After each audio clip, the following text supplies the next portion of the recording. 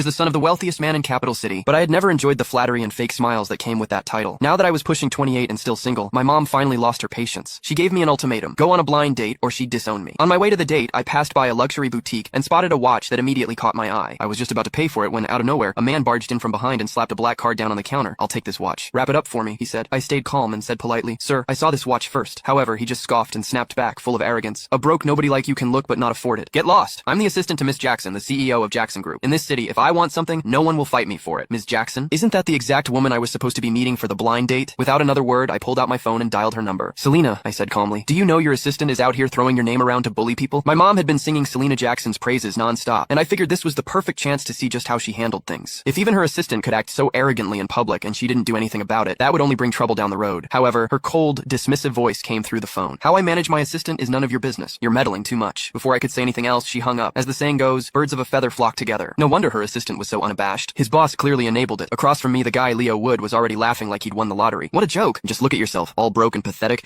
and you actually think you can cozy up to our CEO, Ms. Jackson?" I usually kept a low profile. I dressed simply, but that didn't mean I would just let someone walk all over me. "Judging people by appearances is the dumbest thing you could do," I said calmly. "I'd suggest you watch your mouth or you're going to regret it." However, I wasn't about to waste any more words on a clown like him. I reached into my bag, pulled out a card, and handed it to the sales associate for her to ring up the watch for me. The associate looked at my card, then at Leo, clearly hesitant. She froze, not knowing what to do. Leo just laughed louder. "You low-life piece of trash? Are you still trying to act like you're somebody? This entire mall belongs to the Jacksons. If I don't give the word, you can't even buy a single screw in here." Then with a smug grin, he yanked the card from my hand and flung it toward the entrance. "Waving around some cheap-ass card thinking you're hot shit? I'm not falling for it. Get lost." In all my life, no one had ever dared to humiliate me like that. Leo had seriously crossed a line. Without another word, I grabbed his arm in one swift motion and dragged him to the front of the store. My voice dropped cold as ice as I ordered, "Pick up my card." The salesgirls in the store stared in shock. Oh my god, did he really just say that to Mr. Wood? Is he crazy? Mr. Wood is Ms. Jackson's right-hand man. Offending him is the same as offending her. One of the employees tried to talk me down. "Sir, it's just a watch. It's not worth angering the Jackson Group over this. Please just let him go. Yeah, you should apologize to Mr. Wood while you still can. Beg for forgiveness. It might not be too late." Leo, clearly feeding off the attention, yanked his arm away and shouted, "Get down on your knees right now, and maybe I'll consider letting this slide. Otherwise, I hope you're ready to lose everything now. I've seen everything." After years of seeing Mom threaten people, now it was my turn to be threatened. A cold smirk tugged at the corner of my lips as I turned to Leo, a dog hiding behind someone else's power. Even Selena wouldn't dare say something as crazy as that. "And you, who the hell do you think you are? Who are you calling a dog?" he snapped. I looked around. "You hear anyone else barking around here? You bastard!" Furious, Leo clenched his fist and threw a punch at me. I stepped back effortlessly, dodging him completely. He missed and slammed face first onto the floor. "Wow, Leo, you really committed to the role," I said. "I call you a dog and you roll on the ground so spectacularly. I appreciate the performance." He scrambled up from the ground, pointing at me as he cursed. "You bastard! Just you wait," I warned him. "If you don't clean up that filthy mouth of yours, I'll do it for you." My mom had me trained with martial arts masters for self-defense since I was a kid. Guys like Leo, I could take on 3 of him without breaking a sweat. The look in my eyes must have hit him hard. He stammered, but kept his mouth shut. More and more people were starting to gather around to watch the show. I wasn't in the mood to be some street corner